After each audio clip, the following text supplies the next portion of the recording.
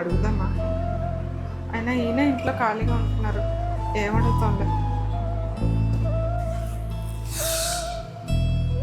ఈ నెల ఈఎంఐ అనుకుంటే ఇన్కమ్ ట్యాక్స్ కూడా కట్ అయిపోయింది.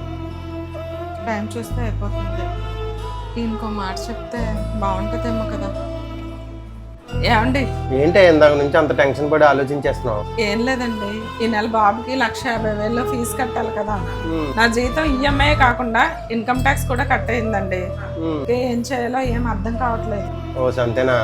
ఈ నెల నేను చీటీ వేసాను లేవే, అది ఈ నెల పాడేసాను. ఆ 2 రోజులు అమౌంట్ వేస్తా అన్నాడు, కట్టేద్దాంలే. అమ్మయ్యా, ఎంత మంచి వార్త చెప్పారండి. నేను ఎలా అని ఎంత టెన్షన్ పడిపోతున్నానో తెలుసా? టెన్షన్ ఎందుకే? నువ్వు వేరు నేను వేరునా? బాధ్యత ఇద్దరిదే కదా. ఇన్నాళ్ళంటే నేను ఖాళీగా ఉన్నాను కానీ కట్టలేకపోయాను. నేను కూడా చిన్న వ్యాపారం మొదలెట్టానే, నెల చీటీ నేను కట్టేస్తానులే. ఇలా బాధ్యతలు భార్యాభర్త పంచుకుంటే ఎంత పెద్ద సమస్య అయినా చిన్నదిగానే కనిపిస్తుందండి.